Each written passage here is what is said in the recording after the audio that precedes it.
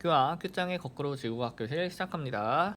오늘의 배움 주제는 다음과 같습니다. 오늘은 여기서 용승과 침강에 대해서만 배워보겠습니다.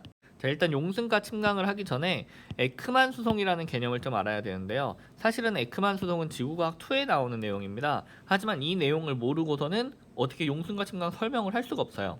그냥 외우는 것밖에 안 되거든요. 그래서 간단한 내용이기 때문에 한번 살펴보도록 하겠습니다. 자, 우리가 예전에 북반구에서는 오른쪽으로 전향력을 받는다는 사실을 한번 같이 살펴봤습니다. 여기서도 그 개념이 도입이 돼요. 지금 보면은 여기 바람이 지금 이렇게 불고 있습니다. 북반구예요, 여기는. 그럼 이 바람의 방향에 대해서 오른쪽으로 전향력을 받아요.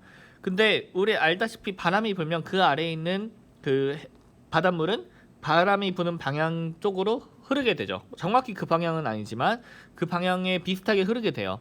즉 바람이 이렇게 분다면 여기에 있는 해수도 흐를 겁니다. 근데 어디로 흐르느냐? 바람의 방향에 대해 오른쪽으로 전향력을 받아서 그 방향으로 흐르게 됩니다. 그 방향이 어디냐? 바로 45도인 거죠. 90도 오른쪽으로 힘을 받기 때문에 45도 비스듬하게 이렇게 표면 해수가 이동을 하게 돼요. 자, 그럼 여기서 표면 해수는 45도 방향으로 이동을 하는데 이것 또한 전향력의 영향을 받습니다. 어디로? 오른쪽으로. 그럼 이게 그 아래, 이 표면의 바로 아래에 있는 해수는 이거보다 살짝 더 이쪽으로 휘게 돼요. 그래서 이렇게 휘게 되는 거죠. 근데 그 해수보다 더 깊이 있는 해수는, 살짝 더 아래에 있는 해수는 또 전향력의 힘을 받아 오른쪽으로 또 휩니다. 이렇게. 그 아래는 또 휘겠죠. 이렇게. 그 아래는 또 휘어요. 또 휘어요. 또 휘어요. 그러다 보면 반대 방향으로 가는 데까지 휘게 됩니다. 그럼 이때 결국 표면 해수의 방향과 정반대 방향으로 해수의 흐름이 흐르는 그런 경우까지 나오게 돼요. 여기까지 반대가 되는 거기까지의 깊이를 우리가 에크만층이다라고 부르고 있습니다. 에크만이라는 사람이 이걸 발견을 했기 때문이에요. 자, 그런데 이 에크만층까지의 이 오른쪽으로 휘는 이 움직임을 평균을 내면 바람 방향에 대해 정확히 오른쪽 90도로 휜 것처럼 나옵니다. 얘네들의 평균이 이 방향으로 나오게 돼요. 그래서 이렇게 평균을 냈을 때 바람 방향에 대해서 북반구 기준으로 오른쪽 90도로 물이 이동을 하는 것, 요걸 뭐라 부르냐? 바로 에크만 수송이다, 이렇게 부르고 있습니다. 그럼 남반구에선 어떨까요? 남반구에서는 당연히 반대겠죠. 왼쪽 90도가 됩니다. 에크만 수송이요. 자, 그럼 이제 우리는 에크만 수송도 배웠기 때문에 용승과 침강을 굉장히 쉽게 설명할 수가 있어요. 일단 용승은 뭔가요? 용승은 말 그대로 위로 올라오는 거예요. 반면에 침강은요, 아래로 가라앉는 거죠. 자, 그럼 우리 첫 번째로 볼 것은 가장 간단한 연안에서의 용승과 침강을 한번 봐볼게요. 연안이라는 거는 바다와 육지의 경계죠. 거길 연안이라 하죠. 자, 여기는 다 북반구예요. 북반구를 기준으로 했을 때 지금 이 연안 지역, 첫 번째 그림 볼게요. 이 연안 지역에서 지금 북풍이 불고 있어요. 북풍이 이렇게 불고 있는데, 그럼 이 북풍에 대해서 오른쪽 90도 방향, 요쪽이죠. 요쪽으로 에크만 수송이 발생을 합니다. 그러면은 에크만 수송에 의해서 여기 있던 물들이 이 오른쪽 90도 방향으로 이동을 하게 돼요. 자, 그럼 여기는 텅 비어버리게 되는 거죠. 물이 이동을 하니까. 근데 자연은 항상 균형을 맞추려고 합니다. 그럼 여기 물이 비어버리면 그 물을 채워줘야 돼요. 그걸 어디서 채워주냐? 바로 아래에서 물을 끌어와서 채워줍니다. 이래서 여기서 용승이 발생을 하게 돼요. 이게 바로 용승입니다. 연안 용승이에요. 반대로 북반구 연안 지역에서 남풍이 불어요.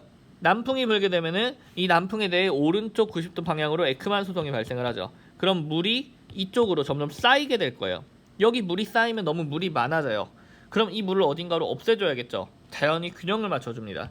물을 없앨 때 어디로 없애냐? 바로 아래로 없애줘요. 그래서 이때 여기서 아래로 물이 가라앉는 침강이 발생하게 됩니다. 이게 바로 연안 침강이에요.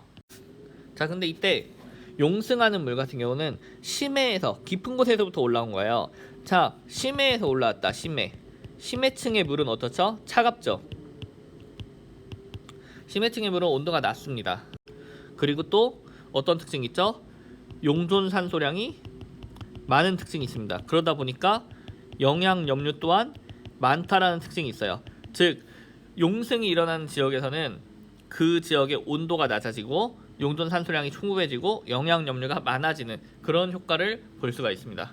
반대로 침강을 하게 되면 반대겠죠. 침강을 하게 되면은 이런 것들을 받지 못해요. 뭐 굳이 완전 반대는 아니지만 이런 효과가 없다라고 생각을 하면 되겠죠. 자, 다음 비슷한 거예요. 다 똑같은데 다음은 적도 용승을 한번 보겠습니다.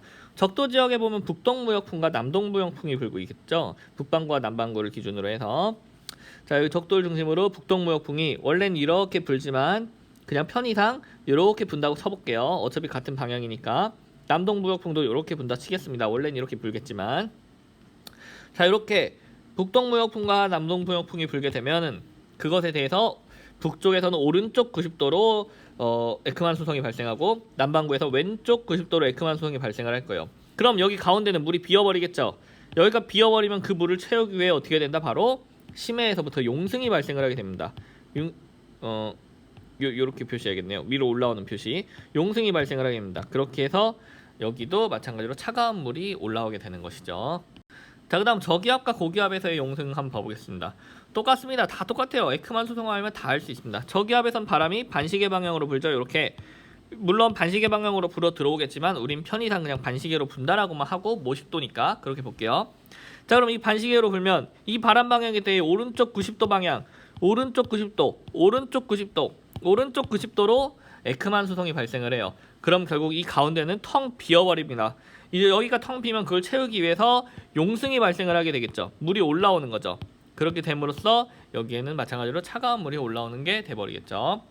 반대로 고기압이에요. 고기압에선 시계 방향으로 바람이 불어나가요. 자, 시계 방향으로 바람이 붑니다. 그럼 이 바람 방향에 대해 오른쪽 90도, 오른쪽 90도, 오른쪽 90도, 오른쪽 90도로 에크만 수성이 발생을 해요.